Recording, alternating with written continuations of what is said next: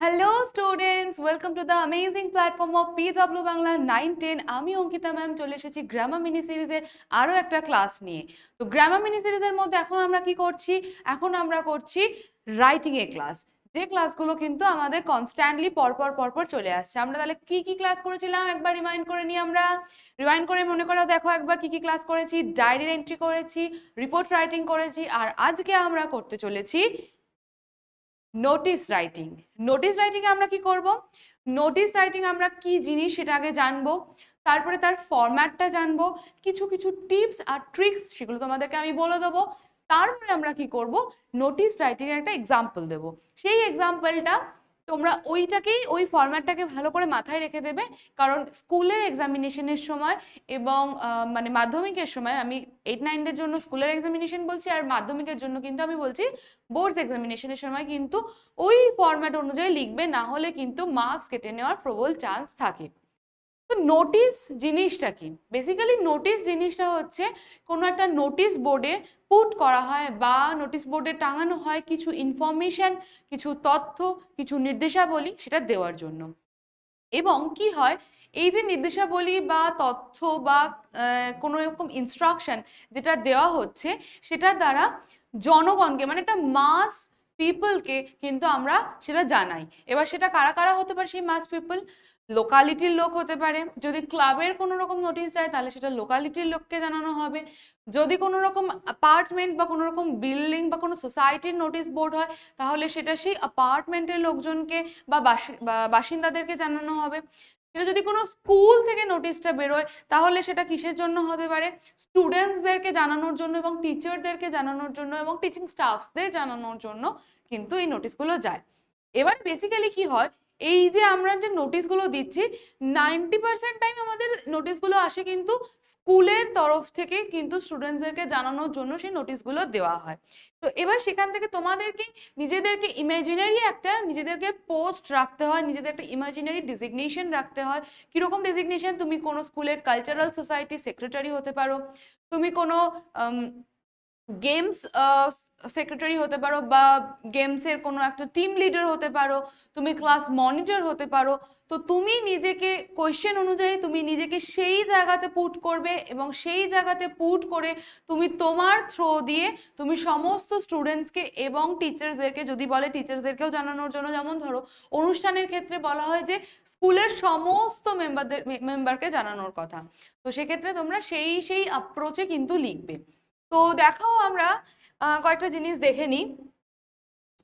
Notice writing এর ফরম্যাটটা কিরকম যাবে? দেখো, নোটিস নোটিস আমাদের কোথায় টাঙানো হয়? নোটিস এরকম একটা বোর্ড থাকে, সেই বোর্ডে নোটিস টাঙানো হয়। এবারে আমরা কি করব, এই যে নোটিস বোর্ডে আমরা যে নোটিস টাঙাচ্ছি, এই যে নোটিস বোর্ডে নোটিস টাঙাচ্ছি, সেখানে আমাদেরকে বড় বড় করে লিখতে হবে নোটিস বলে, তা না হলে নিশ্চয়ই এটা ভিজিবল হবে না। তাহলে আমাদেরকে বড় বড় করে নোটিস করে না লিখলে সেটা নোটিস হিসেবে ভিজিবল হবে না। এবার নোটিস হিসেবে যদি ভিজিবল না হয় তাহলে আমরা বুঝতেই পারবো না, আমরা এটা ইগনোর করে চলে যাব কি ব্যাপারে নোটিস। তাহলে নোটিস জিনিসটা লিখতে হবে, তারপরে লিখতে হবে তোমরা কি নিয়ে নোটিসটা লিখছো, মানে সেটার হেডিংটা কি। দেখো, একটা হেডিং দেব। তো হেডিং জিনিসটা কি? It should consist of notice or public notice depending on the type of the notice being issued. Okay. খুব ভালো করে মাথায় রাখতে হবে, নোটিশ বা পাবলিক নোটিশ। জনগণের জন্য যদি নোটিশ হয় তাহলে পাবলিক নোটিশ লিখবো, আর যদি স্কুলের জন্য হয় বা কোনো ক্লাবের জন্য হয় তাহলে সেটা নর্মাল নোটিশ লিখলেই হবে। এরপরে আমরা কি করব? ডেট দিতে হবে, ঠিক আছে? এই হেডিং এ নোটিশ দিতে হবে, প্লাস কি জিনিসটা, কোন নোটিশ, সেটার একটা সাব হেডিংও দিতে হবে। এখানে নোটিশ লিখলাম, এখানে একটা সাব হেডিং দেবো যেখানে আমরা বুঝবো যে কি, মানে টপিকটা কি। সাব হেডিং মানে হচ্ছে টপিকটা, মানে এই দুটো আমাদের জিনিস যাচ্ছে আমাদের এই হেডিং সেকশনে, ঠিক আছে?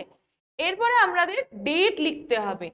Date, the date on which the notice is being sent out should be mentioned here in the format of, এই ফরম্যাটটাই লিখবে, ঠিক আছে? ভালো করে মাথায় রাখো, এই ফরম্যাটে লিখবে, এই রকম ভাবে লিখবে 10th July 2023 বা 10th November 2024, এই রকম ভাবে লিখবে। ওকে, আর একটা জিনিস মাথায় রাখবে অলওয়েজ, কোনো রকম যদি ইভেন্ট বা কোনো রকম ধরো কোনো রকম ইভেন্ট, কোনো রকম সেরেমনি, যাই হোক না কেন, যে ধরনেরই কোনো ঘটনা ঘটুক না কেন, সেই এর ডেটের, এই যে ডেটটা যাবে, ধরো কোনো রকম একটা অনুষ্ঠান হতে চলেছে, কোনো একটা ক্যাম্প হতে চলেছে, কোনো প্রাইজ ডিস্ট্রিবিউশন হতে চলেছে, সেই যে ডেটটা, তার অ্যাটলিস্ট 7 থেকে 10 দিন আগে তোমাকে ডেটটা দিতে হবে যেদিন তুমি নোটিশ ইস্যু করছো। এটা খুব ভালো করে মাথায় রাখবে। ইভেন্ট বা সেরিমনি ডেট অ্যাটলিস্ট 7 to 10 days আগে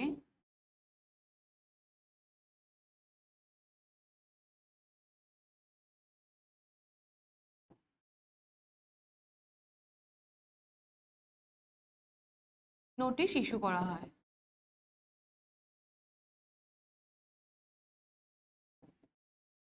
অর্থাৎ অ্যাকচুয়ালি ইভেন্ট যদি ধরে নাও 21 জুলাই হওয়ার কথা, 21 জুলাই কোনো একটা ব্লাড ডোনেশন ক্যাম্প হচ্ছে বা কোনো একটা ইভেন্ট ঘটছে, তার অ্যাটলিস্ট আমরা 7 থেকে 10 দিন আগে আমরা নোটিশটাকে ইস্যু করব বা পাবলিশ করব। এইটা একটু মাথায় রাখবে। ওকে, স্যালুটেশন ভীষণ ইম্পর্টেন্ট। কাকে উদ্দেশ্য করে আমরা সেই নোটিশটা দিচ্ছি? তো a general notice lays out for whom the notice is being written. আমাদের সব সময় মাথায় রাখতে হবে সেই স্যালুটেশনটা, যে আমরা কাকে উদ্দেশ্য করে বা কাকে বলছি, কাকে জানাচ্ছি। তো সেইভাবে আমাদের অ্যাপ্রোচটা রাখতে হবে স্যালুটেশনে। ঠিক আছে, নেক্সট আমরা আসবো মেইন বডিতে। বডি বা মেইন বডিতে, যে মেইন বডির পোর্শনটা থাকছে, মেইন বডিতে কি হবে? ইট consist of all the relevant details. আচ্ছা, স্যালুটেশনস দিয়ে একটা লাইন লেখার পরে মেইন বডি, এটাও মেইন বডির মধ্যেই পড়ছে স্যালুটেশনসটা, তো তার মধ্যে দিয়ে মেইন বডিতে আমাদের ডিটেলস দিতে হবে। কিরকম ডিটেলস দিতে পারি? আমরা রিটেন ফরম্যাটে একটা ডিটেলস দিতে পারি। এরপরে আরো কি কি করতে পারি? অনেক সময় আমরা পয়েন্ট করেও দিতে পারি। ইউ মে ইউজ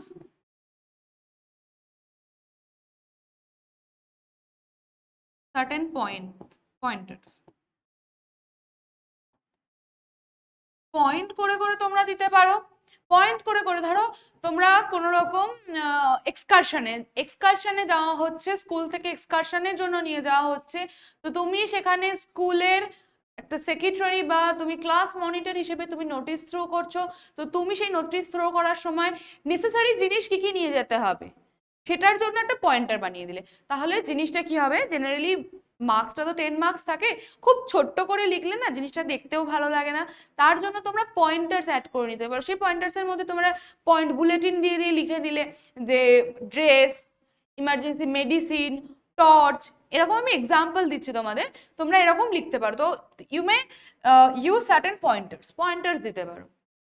ক্লোজিং, এবং একটা লাইনে ক্লোজ করবে। It consist of the name of the issuer, the designation of the issuer and closing statement.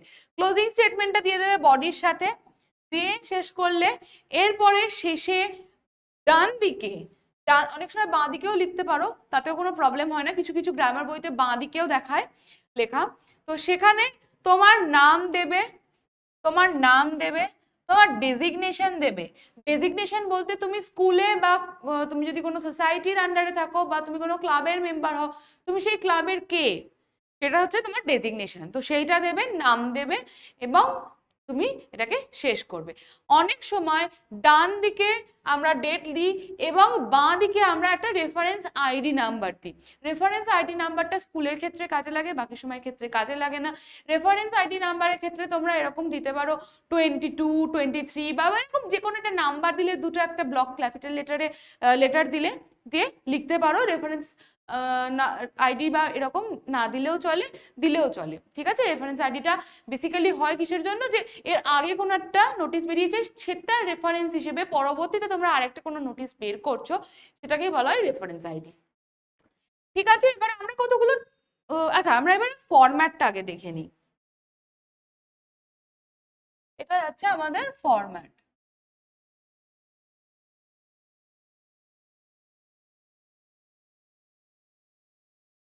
ফরম্যাটে কি যাবে?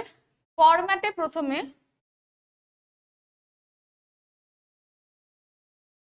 স্কুল নেম যাবে বা অর্গানাইজেশনের নাম যাবে, যাই হোক।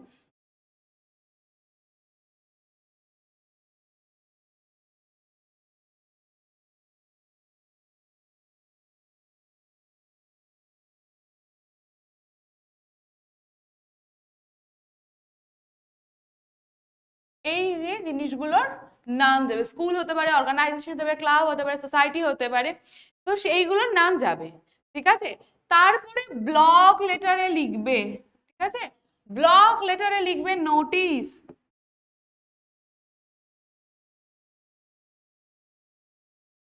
বড় বড় করে ব্লক লেটারে লিখবে notice.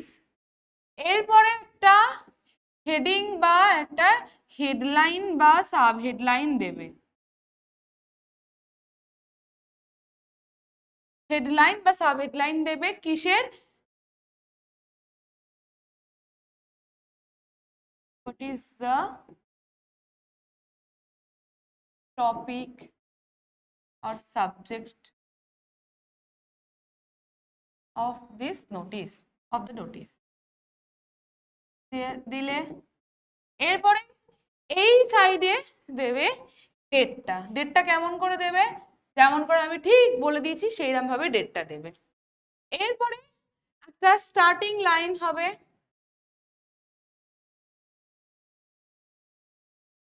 all the students or pupils are hereby notified that, এরকম ভাবে জেনারেল লাইনগুলো শুরু হয়। যে টপিকের ওপর তোমাদের মেন কন্টেন্টটা থাকবে, এটা হচ্ছে তোমাদের আমাদের বডি পার্ট, এটা আমাদের বডি পার্ট।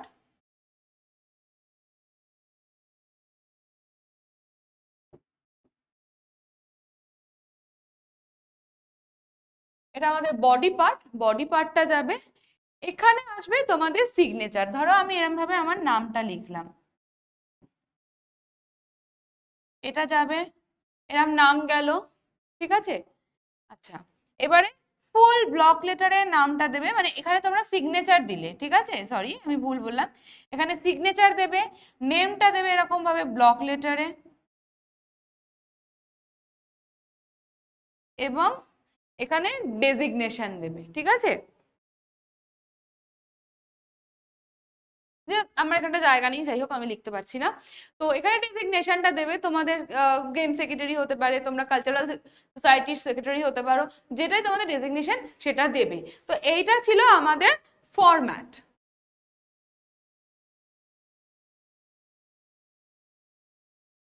ঠিক আছে, এটা মাথায় রাখবে। আচ্ছা, আরো একটা জিনিস আমি বলে দিই, স্কুলের নাম আমি বলবো পার্সোনালি, আমি বলছি এই যে স্কুলের নামটা, যদি তোমরা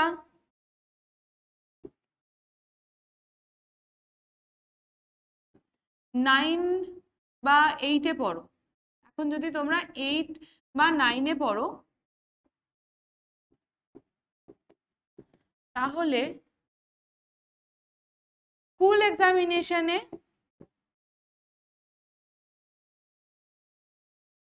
নিজের স্কুলের নাম দিতে পারো, আমি বলছি না ম্যান্ডেটরি, নিজের স্কুল নেম দিতে পারো।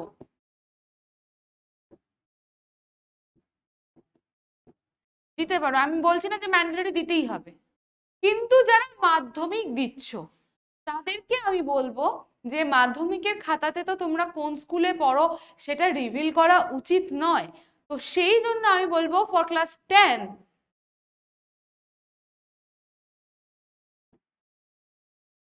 students don't mention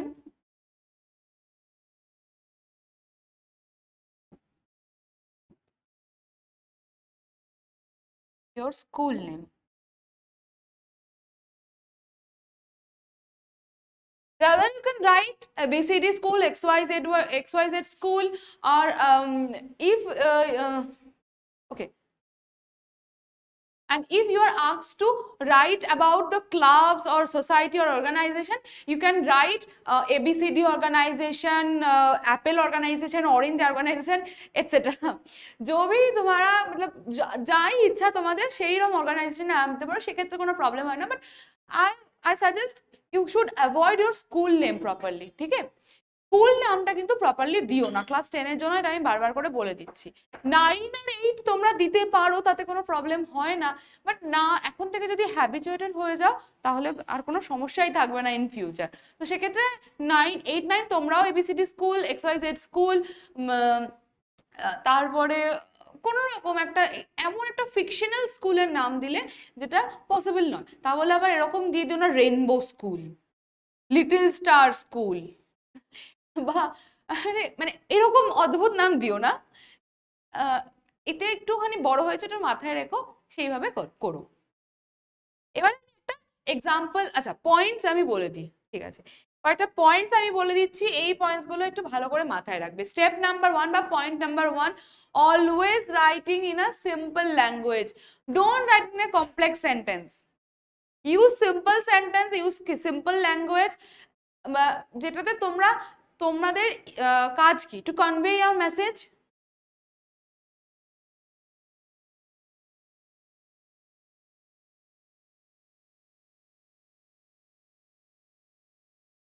তো তাহলে তোমরা কি করবে, যদি মেসেজ কনভে করারই থাকে তাহলে নিশ্চয়ই খুব সোজা সোজা সেন্টেন্সে, খুব সিম্পল সিম্পল সেন্টেন্সে জানাবে। এবং নোটিশ যেহেতু অনেক বেশি কিছু লিখতে হয় না, ছোট্ট করে লিখতে হয়, তাই নোটিশে নাম্বার ক্যারি হয়, খুব ভালো নাম্বার ভালো পেতে পারো, তার জন্য সিম্পল সেন্টেন্সে লিখবে, সিম্পল ল্যাঙ্গুয়েজে লিখবে। Okay, step 2, get straight to the point, ঠিক আছে?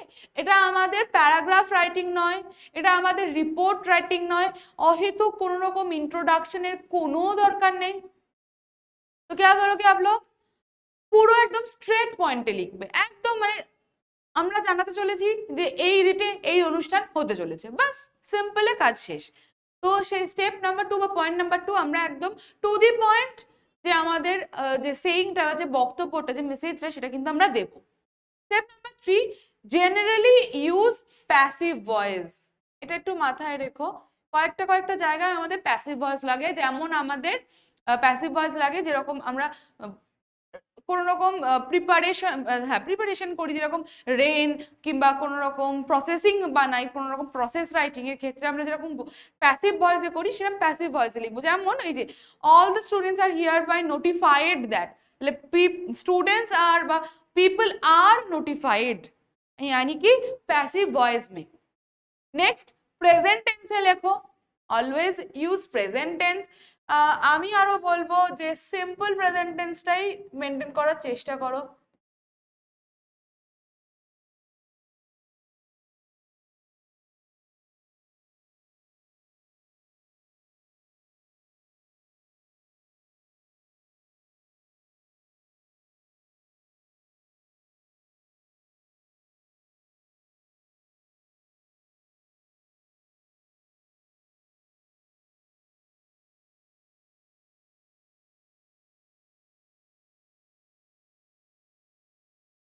Next, point number 4, you can start the body of the notice writing like following: all the people or all the inhabitants, all the students are hereby informed or notified or asked that।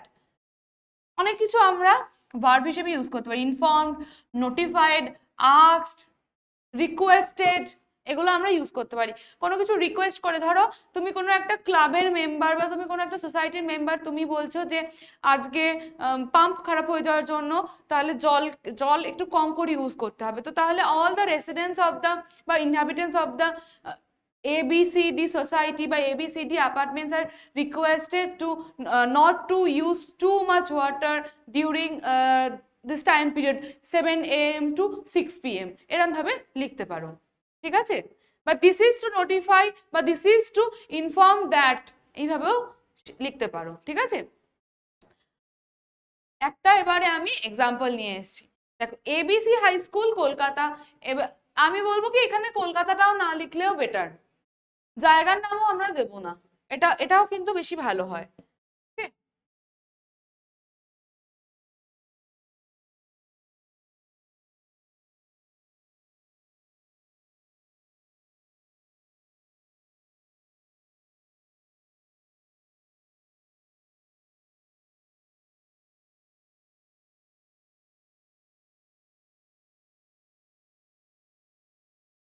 আছে, এটা আরেকটু মিডিলের দিকে যাবে,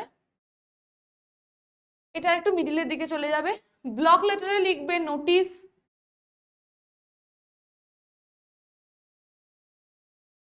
block লেটারে লিখবে notice, তারপর একটা subheading দেবে, যেমন দেওয়া রয়েছে গ্রিন ড্রাইভ, এখানে ডেট দেওয়া হয়েছে 30th June 2023. Okay, this is to inform all the students that our school is organizing a green drive to create awareness among the students and general public about the need to conserve our forest and the wildlife as a part of the world wildfire forest and wildlife as a part full stop হবে না, এই হোক, of the world wildlife day celebration on 3rd August. দেখো 30 জুনে দেওয়া হয়েছে, 3rd আগস্টটা অনেক দিনের টাইম স্প্যান দেওয়া রয়েছে, সেরকম যদি হয় তাহলে এক্ষেত্রে তোমরা 30 জুলাই করলে তো আবার খুব শর্ট পিরিয়ড হয়ে যাচ্ছে, তোমরা এটা 1 জুলাই করতে পারো, বা সরি 1 জুলাই বলছি কেন, 15 জুলাই করতে পারো, তাহলে একটা টাইম পিরিয়ড 15-20 দিনের মধ্যে গ্যাপটা রাখলেই হবে, ঠিক আছে। তো this is to inform all the students that our school is organising a green drive to create awareness among the students and general public about the need to conserve our forest and wildlife as a part of World Life Day celebration on 3rd of August. All the students are requested to participate and make the difference to the world. For further information, please contact the undersigned. কাকে কার মানে undersigned মানে যার signature করা রয়েছে তার সাথে যোগাযোগ করার কথা বলা হয়েছে। কখনোই লিখবে না কন্ট্যাক্ট টু মি, লিখবে না, কখনো লিখবে না। Contact to the general secretary, contact to the EVS teacher, এরকম লিখতে পারো। Contact to the EVS teacher Ankita Roy, এরকম ভাবে লিখতে পারো। কন্ট্যাক্ট টু দ্য আন্ডারসাইন মানে যার যার এরকম মানে সাইন করা রয়েছে তার সাথে যোগাযোগ করতে পারো, এরকম ভাবে লিখবে। কখনোই contact to me, contact to him, contact to her এরকম ভাবে লিখবে না। এবার এই দিকে করে দিচ্ছি সিগনেচার, এখানে রাখবে ফুল নেম এবং তার তলায় থাকবে ডেজিগনেশন, যেটা লেখা রয়েছে এখানে স্টুডেন্ট সেক্রেটারি। তো এইভাবে এই ফরম্যাটের মধ্যে করবে। এবং আরো একটা বড় কথা, তোমরা এই নোটিশটাকে রাখবে একটা বক্সের মধ্যে। এখানে আমি একটা বক্সের মধ্যে যদিও রেখেছি, আমি জানি না বুঝতে পারা যাচ্ছে কিনা এটা বক্সের মধ্যে রয়েছে, তো এইরকম একটা বক্সের মধ্যে রাখবে। হ্যাঁ, বক্সের কালারটা একটু চেঞ্জ করে দিই। বক্সের কালারটা চেঞ্জ করে দিলাম আমি একটু। বক্সটা চেষ্টা করবে পেন্সিল দিয়ে বক্সটা করার, ঠিক আছে। একটু মাথায় রাখবে একটা বক্স বানাতে হবে, এইরকম একটা বক্স বানাতে হবে, এই বক্সের মধ্যে নোটিশটা রাখবে। আচ্ছা, লেটারের মতনই নোটিশও চেষ্টা করবে একটা পেজের মধ্যে লেখার, নোটিশের মতো লেটারটাও একটা পেজের মধ্যে লেখার চেষ্টা করবে, আর বক্সটা পেন্সিল দিয়ে আঁকার চেষ্টা করবে, ঠিক আছে। হাতে করে আঁকতে যাবে না, ব্যাকা হয়ে গেলে দেখতে খুবই বাজে লাগে। তো এই ছিল আমাদের নোটিশ রাইটিং। আমার মনে হয় যে তোমরা ভালো করে বুঝতে পেরেছো নোটিশ রাইটিং কিভাবে লিখতে হবে, কি কি টিপস মাথায় রাখতে হবে, কোন কোন জায়গায় ভুল করা যাবে না, কোন কোন জায়গাগুলোতে আমরা আমাদের মার্কসগুলোকে সিকিওর করতে পারি, যাতে আমরা 10 on 10 না পাই, 10-এর মধ্যে 9.5 অন্তত পেয়ে যাই, ঠিক আছে। আমি রাইটিংয়ে কখনো আমি বলি না যে রাইটিংয়ে 10 on 10 পাওয়া যায়, ঠিক আছে। আমাদের এটা মনে একটা বড় রকমের পাথর চেপে রাখতে হবে যে 10-এ আমরা 10 পাবো না, ঠিক আছে। হাফ মার্কস ধরেই রাখো যে কাটবে। এবার যদি খুব ভালো লেখো এবং টিচার যদি খুবই একদম মন খুলে নাম্বার দেয় তাহলে কিন্তু 10-এর মধ্যে 10 পেয়ে যাবে। বাট আমি কখনোই বলবো না যে একদম মানে একদম এক্সপেক্ট করেই থাকবে যে প্রতিটা রাইটিংয়ে আমরা 10-এ 10 পাবো, 3টে রাইটিংয়ে 10-এ 10 পেয়ে একদম 30 out of 30 পেয়ে যাবো। হাফ নাম্বার হলেও কাটে, এটা একটা ফ্যাক্ট, এটা একটা বাস্তব সত্য। এবং এটা একটা মেনে থাকলে, যদি মেনে রাখি যে আমাদের অল্প অল্প করে খুব ভালো লেখার পরেও অল্প অল্প নাম্বার কাটবে, তাহলে হার্ট হওয়ার সম্ভাবনা খুবই কম। তা না হলে ওই মানে এক্সামে আমি ভাবলাম 100 out of 100 পাবো, তারপরে গিয়ে আমি দেখলাম একটু নাম্বার কমে গেছে, খুব হার্ট হয়, মানে অনেকে কষ্ট পায়। আমি অনেককে দেখেছি যে ম্যাম আমি তো খুব ভালো লিখেছি, ম্যাম কেন আমাকে 10 on 10 দেয়নি, আমি তো পুরো লিখেছি, কোনো রাইটিংয়ে কোথাও পেনের রেড কালার দেওয়ার কোনো জায়গায় ছিল না ম্যাম, তাহলে কেন আমাকে কম মার্কস দিল। এটা অ্যাকচুয়ালি টিচারদের উপর ডিপেন্ড করে। ওনার লিটারেচারের ক্ষেত্রে বা রাইটিং এর ক্ষেত্রে একটা টেন্ডেন্সি থেকেই যায় যে ফুলফিল মার্কস টিচাররা দেয় না, এবং এটা কিন্তু সত্যি কথা। তো তার জন্য বলবো যে সবসময় ভেবে রেখো না যে 10/10 পাবে তোমরা। তো আজকের ক্লাস এই অবধি, আবার পরবর্তী গ্রামার মিনি সিরিজের লেকচারে তোমাদের সাথে দেখা হচ্ছে। Till then tata, bye by.